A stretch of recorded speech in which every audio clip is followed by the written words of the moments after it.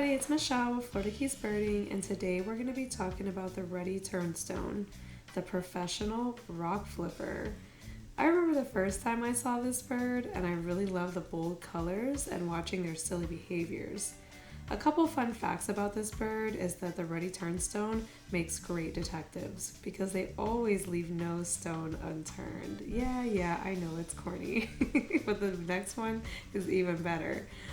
So another fact about the Ruddy Turnstone is that its favorite music is rock and roll. You get it? And its favorite thing to do is turn stones, right? But on to some real facts. Walking on wet and slippery rocks can be kind of treacherous sometimes, but not for the Ruddy Turnstone. They actually have special feet that are somewhat spiny with short, sharply curved toenails that help them hang on. They also have a low center of gravity thanks to their short legs, so it keeps them anchored when they're walking around on those rocks. Out of the 350 species of shorebird in the world, though, there's only two turnstones. One is the Ruddy Turnstone and the other is the black turnstone, both of which occur in North America. The Ruddy Turnstone's top speed averages between 27 and 47 miles per hour. Wow. That is very fast for a little bird. The reason they need to go this fast is because of migration. They need to be able to get where they're going and get there fast. So a group of Ruddy Turnstones, like other shorebirds, can be referred to as a turn, a stint, or a flight. That can be kind of confusing when it's called a turn because there is a shorebird called a turn. I'm just saying. It would be a little bit confusing. So I don't know, you might want to just say it's a flock at the end of the day. So when you want to ID this bird, the Ruddy Turnstone is the calico cat of the bird world when it comes to identification. A breeding adult has orange legs and a uniquely patterned black and white head and a chest with a mix of vivid black, bright coppery brown, and white. A non-breeding adult blends right in with the brown sargassum seaweed that it picks through with a drab brown, faded black, and white belly. Scientists estimate that a single turnstone can flip up to 3,000 rocks a day. Wow. I mean, what is it that drives the Ruddy Turnstone to do all this relentless work? Is it hunger? Is it curiosity? Is it a deep primal need to make sure no stone goes unturned? I mean, I'm just saying, why all this, why all the stones, why all the rocks? But this is just what it does, and it's good at doing it. The Ruddy Turnstone, if it had a job, it would be the professional rock flipper. But it's funny, when I first learned the name of this bird, it took me a while before I put two and two together. I remember I was watching them literally turning over stones, and then it dawned on me, oh, Ruddy Turnstone, hence the name. Obviously due to its unique habit of flipping over stones, shells, debris, and anything that it wants to with its beak to find food underneath. These birds are relatively small, but don't let their small size fool you. They're known to aggressively chase away larger birds to get food first. They don't just flip through stones though. Sometimes they act like feathered bulldozers and they will push through the beach debris with their chests. I actually saw one doing this the other day, and it was like throwing seaweed in the air, and it was just pushing through a bunch of debris and seaweed. It's like they're saying, if I can't flip it, I'm just gonna bulldoze my way through it. It was actually pretty funny to watch. I snapped some pictures of them doing this. So when it comes to food, the Ruddy Turnstone will feed mostly on adult and larval flies and midges during the breeding season, but they'll also eat stuff like spiders, beetles, bees, and wasps. But during the non-breeding season, they have more of a diverse diet, eating everything from like small crustaceans to mollusks to bird eggs. And apparently, if they come across an unattended gull or tern nest, they will readily break open the eggs and eat the contents. I really don't like the idea of that, and I don't know, maybe that changes my opinion about the Ruddy Turnstone. But you know what? No, this is just nature. This is the way it happens. But I think it's kind of interesting because I thought it was always the iguanas getting blamed for eating bird eggs. We won't go there though. Y'all know I have a pet peeve about people bullying iguanas. Just saying, you guys want to pick on the iguanas about eating bird eggs, but you don't want to pick on other birds about eating bird eggs. I don't know. It got some favoritism going on here. I'm just saying. But they will also pick through things like dead fish and mammals that wash up on the shore in early summer when insects have yet to emerge. But honestly, that must be talking about other places besides Florida because we have insects emerging year round here. So that's never a problem. We've got more than enough insects for you guys. But turnstones will eat just about anything though, even sandwiches left unattended on the beach. A turnstone might just be there to claim it if you leave it out. And if they're in places like Canada, they'll eat fresh fish eggs. And if they're in the tropics, they'll even eat coconuts.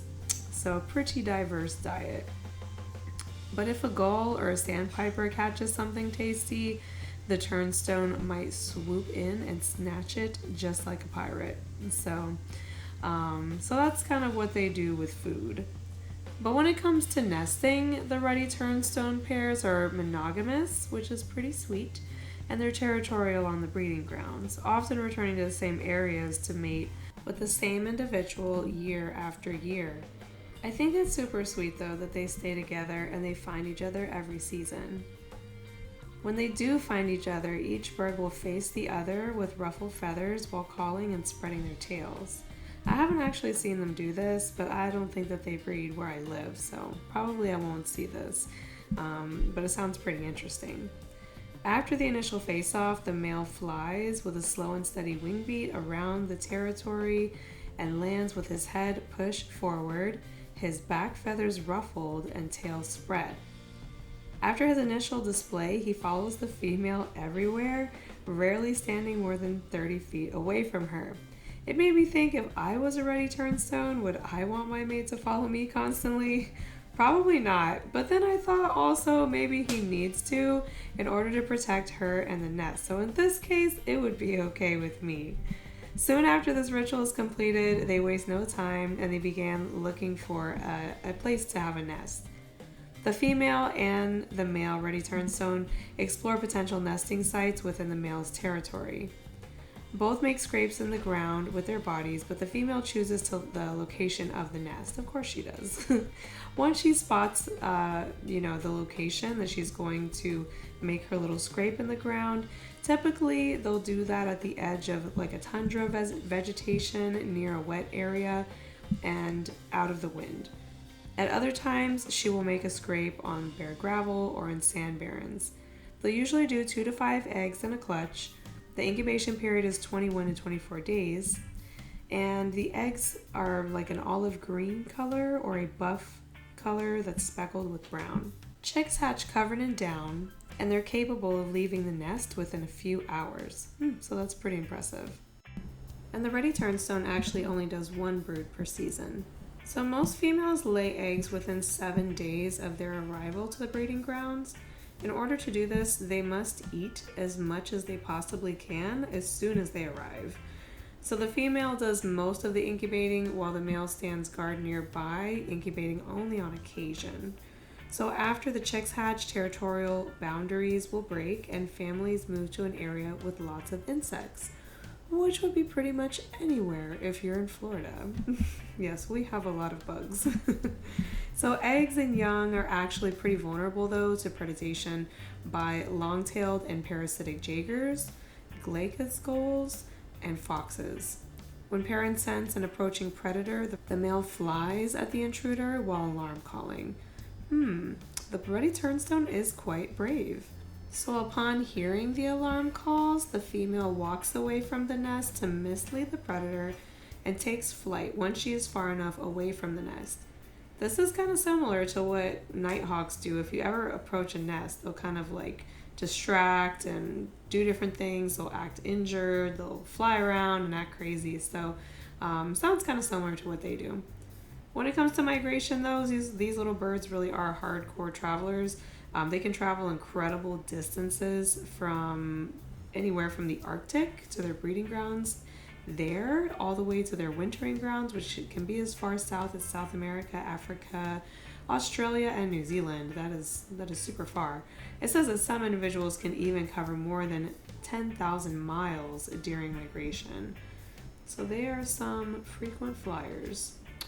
So when it comes to conservation, these birds are in the yellow watch status. Their populations have been declining in the recent years. Threats to the Ruddy Turnstone include, of course, things like habitat loss, during their migration, their migratory pathways, and things like that. And on their non-breeding wintering grounds, things like changes in food sources and plastic pollution can also really affect them in a big way.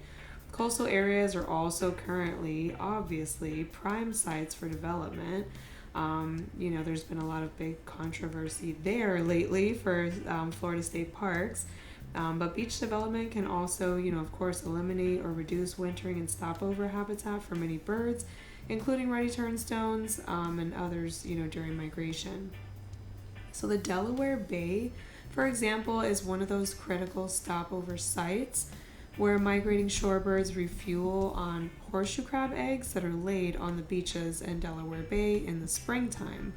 So overfishing of horseshoe crabs for bait has decreased the number of eggs available for these shorebirds, which can affect their ability to arrive on the breeding grounds well fed and ready to breed.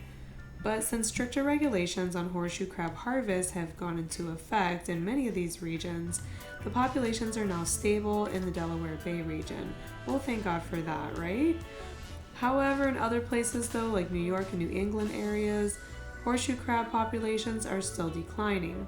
So that's why it's really important to talk to your state legislators and county people and all that, and make a really big stink about it in order to protect our birds, right? That did happen in Florida. I mean, we made a huge stink about that whole state park thing, and that turned around really quickly within a couple of days, at least for now. So another issue is plastic pollution, which can also impact shorebirds as they, can mistake tiny bits of plastic for food. These things are washing up on the shore all the time. This is a big problem. But once ingested, the plastic will often get stuck in their digestive tract and can result in death. But if you want to get involved in doing something to help these birds, consider helping out on beach cleanups near you, cleaning up your area, not leaving plastics or bags or anything like that, not throwing trash in the ocean, all these kind of things, to kind of help out with cleaning up trash and keeping your trash picked up in beach areas. You want to reduce the amount of plastic you use as well, and reduce the amount of plastic waste that can make its way into our ocean shores. So I hope you enjoyed this video and you learned a little bit more about the Ruddy Turnstone, and I'll just leave you with a little joke to end this video. How do Ruddy Turnstones greet each other? Long time no see. C-E-A-S-E-A. See you next time. Thanks everybody. Bye.